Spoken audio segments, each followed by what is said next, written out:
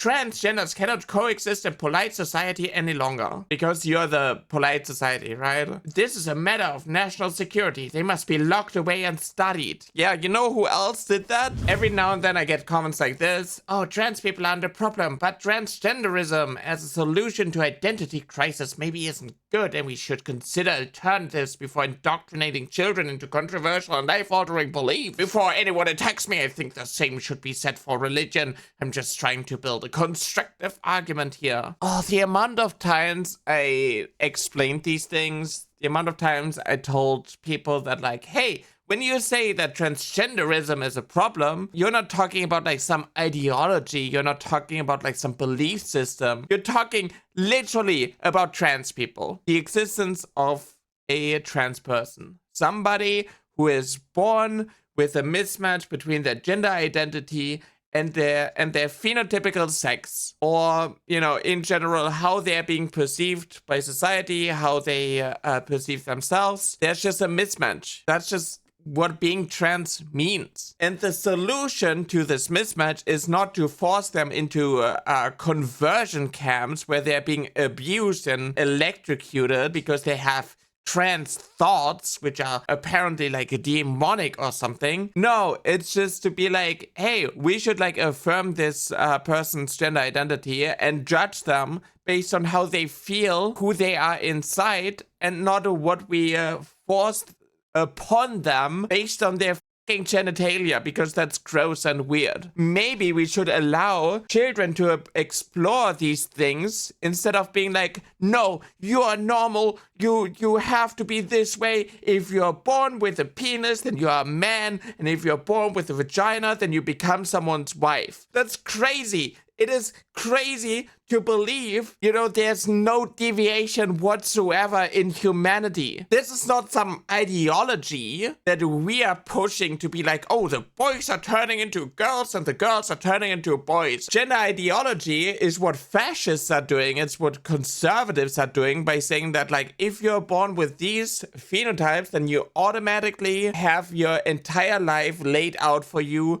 Your reproductive role determine what your life should look like. That is gender politics that conservatives are doing. And it pisses me off that when we are saying that, like, hey, you know, trans people exist, people point to, I don't know, Matt Walsh saying that, like, oh, these are experimental drugs being pumped into children and so on, when it's just like, hey, first of all, we're mainly talking about, like, social transition, using different pronouns for someone and respecting that and including them in society the way that they feel and express themselves and so on, instead of like shoving them into a box and wanting everything to be like black and white. Have like a entire difference between male and female, because these are apparently different species and there's no overlap whatsoever. When we talk about like how gender is like socially constructed, it varies in different cultures and it varies in different time periods, right? Like, oh, pink used to be associated with boys. Wearing skirts is totally normal for boys in different cultures. But apparently in Western cultures, especially those indoctrinated by Christianity, the pants are only for men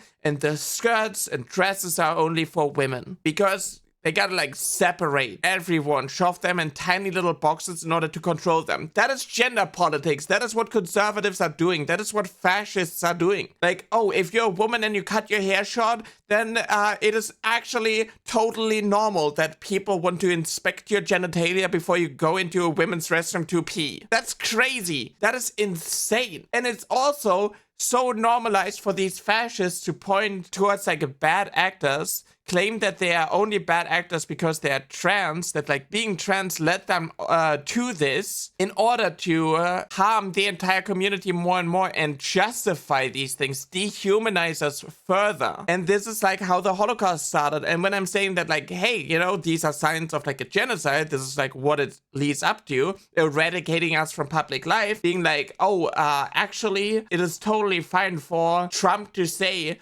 that all trans education material should be destroyed. But if I say that, like, hey, you know, actually, that is what the Nazis did, then like I'm just overreacting and I'm just like fear mongering, and I'm also like downplaying the abuse that trans people and Jewish people and so on had to endure because of like the Nazi regime. It's crazy to me how normal it is to be like, oh yeah, actually trans people should be eradicated from public life. Oh, you're just confusing the children. But you know what's not confusing? Telling a 6-year-old girl that her entire life is laid out for her because she's born with a vagina. That's totally normal. You know, like, oh, you're becoming a mother. You are going to start a family. You don't have to like concern yourself with actual, you know, your actual interests. No. Learn to cook and be, you know, subservient to your husband. That is totally normal to tell to children. The same with like telling them that like, oh, if they don't obey, they're going to be eternally tortured by some imaginary deity that actually loves them very much. That's totally okay. That's normal things to tell to children. But saying that like, hey, you know, well, if you don't feel like a girl and you actually feel more like a boy, we should like go to therapy and like maybe talk to experts and like explore that. Oh, you want to be called he instead of she because you kind of like reject that and you don't like feel like that suits you. Oh yeah, we can accommodate for that and, you know, see how that feels to you for the next couple of years. No, that's profound. You know, the same as like telling children that like, hey, you can have a mom and a mom. You can have a dad, and that's totally fine. That's a totally healthy relationship. You don't have to like be ashamed that your parents aren't mom and dad. No. That's crazy. That's lunacy. And then the other thing that like happened these past days were obviously the shooting, where the entirety of social media and so on are focusing on the fact that, oh, this is a transgender shooter. And it doesn't matter that they are like part of like some white supremacist death cult. No, that doesn't matter. It's like this person changed their legal name because they didn't feel like man or woman. All the horrendous, disgusting anti-Semitic messages and so on. It doesn't matter that they were actually a detransitioner. I'm sick of my hair. I want to chop it off. I only keep it because it is pretty much my last, I think it's a charade of being trans. I'm tired of being trans. I wish I never brainwashed myself. It's crazy that people just point to the fact that like, oh, no. Being trans led to this. It's not like someone who is actually mentally ill, deranged, someone who shouldn't own guns, someone who fell for like a right-wing, like far-right pipeline. It's just being trans and changing their legal name when they were younger. That is the entire problem. That is what people focus on, you know? And then you have people like Joey Manorino, who are like, today after the mass shooting in Minneapolis, we must act. I agree with Democrats that the time for action is now and thoughts and prayers won't cut it. We must gather lawmakers to immediately classify transgenderism as a mental illness that must be treated in an inpatient mental health facility. They want to open the asylums again. Transgenders cannot coexist in polite society any longer because you're the polite society, right? The same with this. This is a matter of national security. They must be locked away and studied. Yeah, you know who else did that? And it's so normal. These people get support. It's not an unpopular opinion to say these things. Like, what the fuck?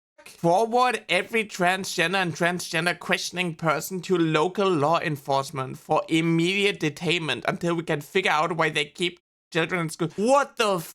And the thing is, like, they also go along and they just, like, post pictures of random trans people and then claim that they are, like, going to, like, be a danger to society. It's just so normal to just, like, slander individuals who are trans. Mass shootings by gender status. 2018 to 2023. 2,826 cis. The thing is, like, they're also lying and claiming that some mass shootings were performed by people who are trans. And even the ones who are trans, the fact is that being trans didn't radicalize them to perform these acts. It's like the fascism, the white supremacy and so on that happened. Now do per capita. And then we have like quick math over here. There are 336 million people in the US. There are 1.6 million trans people. So if we take the number of trans people from the overall US population, we have this. Per capita means roughly per person. We find this from mass shooting events by taking the total population of each group and dividing that number by the population's number of committed mass shootings. And then we get 0.000018 shootings per committed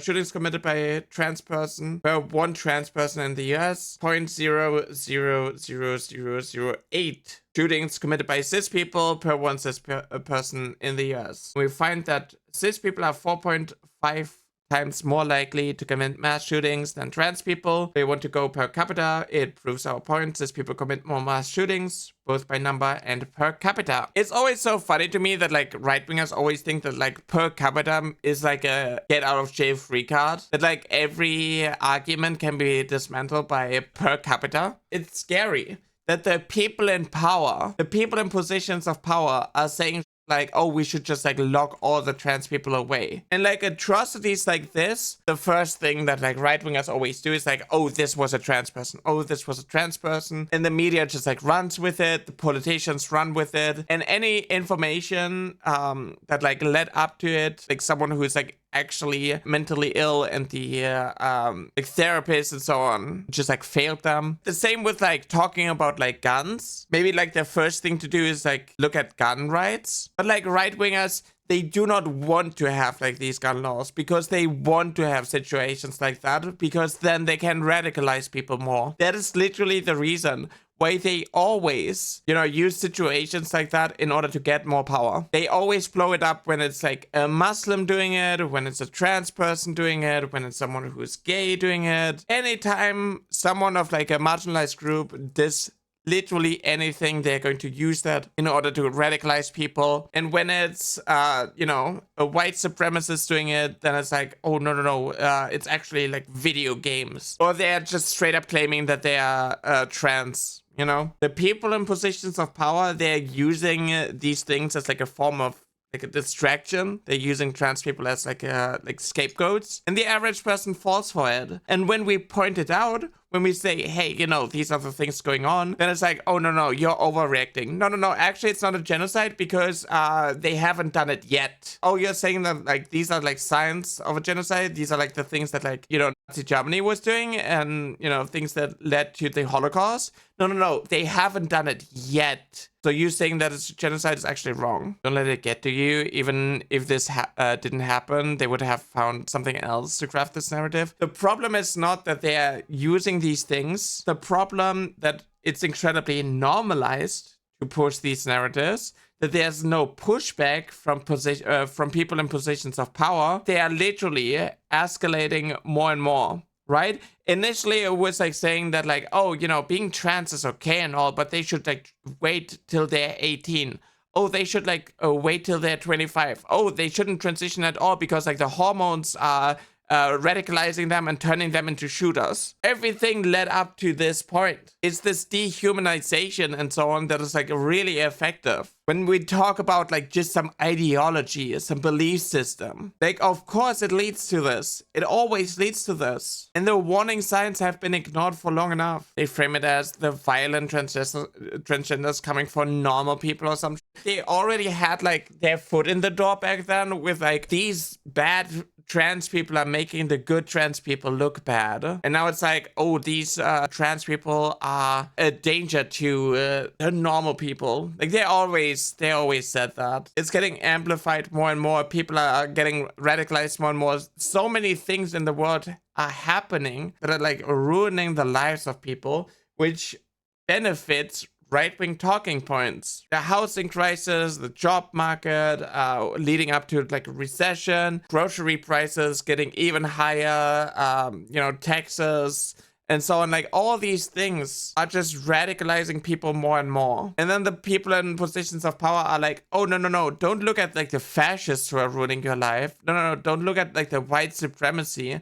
Look at the immigrants, look at the Muslims, look at the trans people, look at the gay people. It's basically like the same with like how incels fall into like the pipeline. Your problems are because of women. You don't have a girlfriend, so you have your mental health is suffering. You can't get women because their standards are too high. It's because of feminism. It's because of these things. It's everything. It's because of women. Everything would be better if you had a girlfriend and you could start like a family and you could have children and so on, but you can't because of feminism. Like, how bad do things have to be for the average person until they're starting to realize that, like, no, actually, it's like these billionaires who are ruining their life and not the innocent trans girl across the state. Silver lining, radicalized people that are smart will inevitably learn for the better. I'm not saying that it's like hopeless. I'm not saying that like things are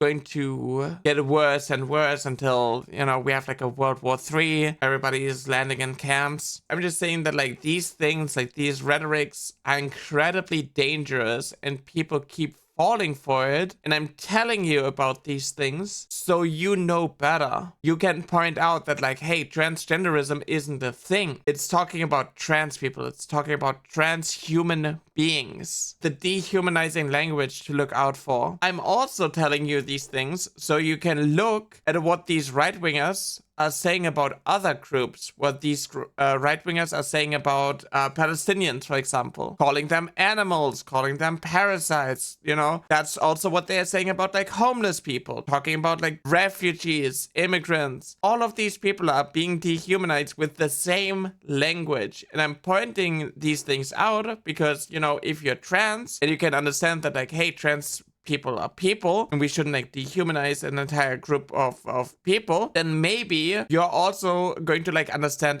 other talking points, other rhetorics from these people, from these freaks who are like pushing white supremacy, who are pushing far-right ideologies. Because it's literally like the same tactic over and over again. It's the same propaganda and it's so efficient. It's really effective. Everybody